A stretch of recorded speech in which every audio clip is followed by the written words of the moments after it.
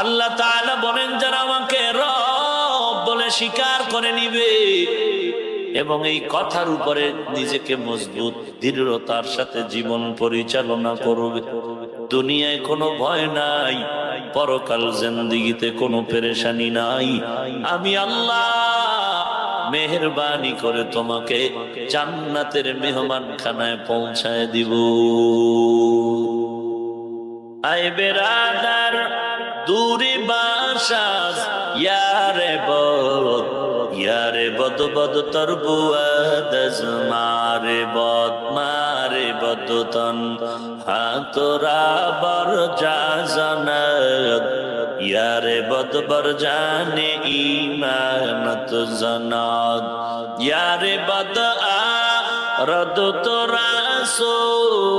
জাহিম यार नेकू